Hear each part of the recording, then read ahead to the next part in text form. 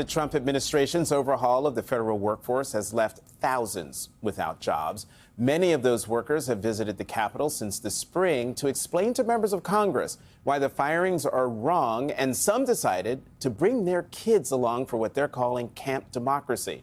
The Washington Post reports the camp was born to both introduce their kids to the democratic process and provide those in power with an opportunity to learn about the ripple effects of the slash and burn cuts. Rebecca Ferguson Andre, a mom who lost her job at the Administration for Children and Families, said, "It's important that lawmakers see the faces of the affected, not just the federal workers, but their families. I want them to look into the faces of my children." Joining us now is another one of those affected parents, Kathleen Borgetta, who lost her job at the USAID Global Health Bureau. Kathleen, thank you very much for coming to the weekend. So why is it important for lawmakers to not only see parents like you, but to also see the children fighting back against these mass layoffs? Absolutely. Well, I think it's easy to just say, oh, these people were fired and forget about it with a slash of the budget. But we're real people. I chose public service as my career. I knew 20 years ago that this is what I wanted to spend my life doing. So I think reminding people that public service is a calling, that we're real people, that these are issues that matter. My particular work in global health, I've always felt called to save mothers and babies. It only felt appropriate to bring my own baby and share my voice when there's so many, both in the US, but also around the world doing global health work that I've seen, who don't have the opportunity to tell Congress or tell senators exactly what these cuts mean, personally, professionally, globally. And your baby's 8 months old. He is, yeah, my pride and joy. So can I ask you, what is the reaction of folks when they actually have to see not just the person they fired, but the family behind the children? I think it's a bit twofold. I think, people love seeing, families in general. Families in Congress, maybe not so much. I'll share that there was nowhere for me to change my baby in the halls of Congress. I had to change him in one of the stalls really quickly and not maybe the most safely. But I think that people sometimes welcome seeing the faces of the next generation, seeing future leaders, future voters. And then sometimes people also think that they're causing trouble. I think it's important to remind people that the youth are our future, that these are real voters and children that are going to have a political voice. It's a great civic lesson, I think. I'm the daughter of maybe for both of them, the lawmaker and the child. Right. Exactly. It's an important lesson that we keep reminding ourselves, I think. I'm the daughter of an immigrant, daughter of a veteran. I grew up hearing about the Bill of Rights, hearing about democracy, and how lucky I was to grow up here. I want my son to see that. I want these other children to see that and be an active participant in democracy. As I mentioned, your son is only 8 months old, but there are other kids who have been going to the Hill. Senator Warnock last week posted one of the letters he received from a kid, and here's a kid's letter. I think we have here. "Dear Senator Warnock, I'm writing to you because I care about my mom and I want her to have her job. I think it's important because my mom's job was helping children and families throughout America, and without this support, our country is just going to fall apart. Also, without other departments like USAID. Can you please help by making good laws or protecting our government? Thank you for working hard for our state. Sincerely, me." And then puts a little note, "Sorry about my handwriting." The handwriting is an issue, but I think their voices really come out strong in looking at these letters and hearing from these kids. They have opinions. They're, starting to learn about how our government works, and I like to think that maybe someday they'll help hold us all accountable to those virtues and values.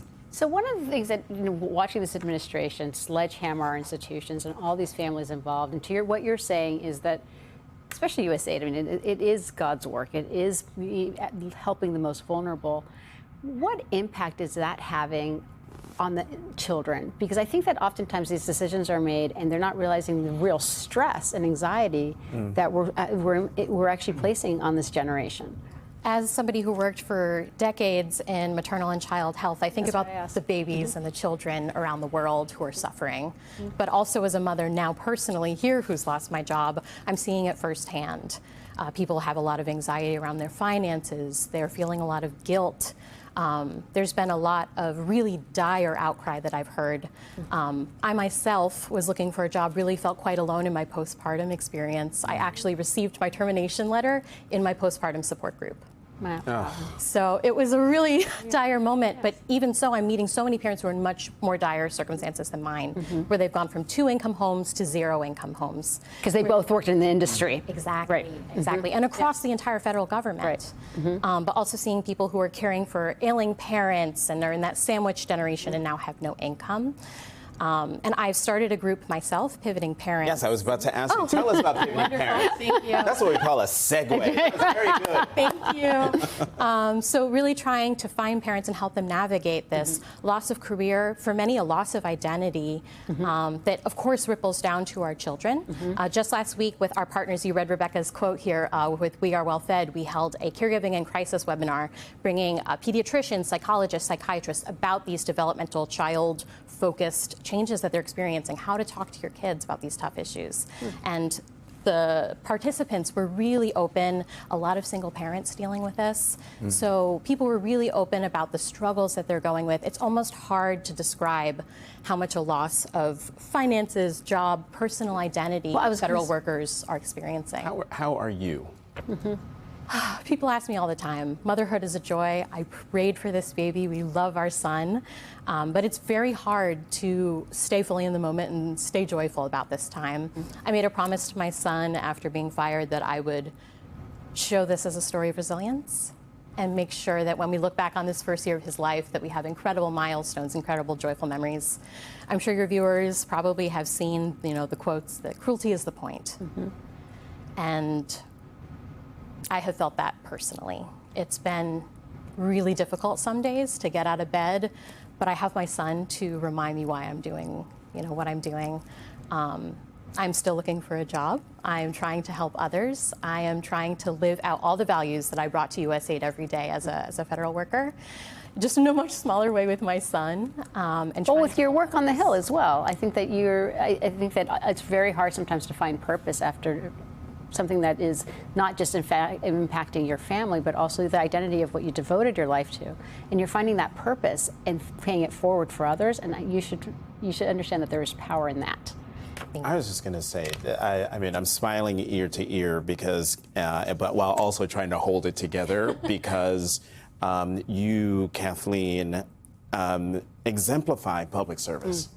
I mean, you're going through this tough time, and yet you are here, smile on your face, joyful warrior, trying to help other people. This is, I'm going to stop talking because I'm going to burst into tears. Kathleen Burgetta, thank you very much for coming to the weekend.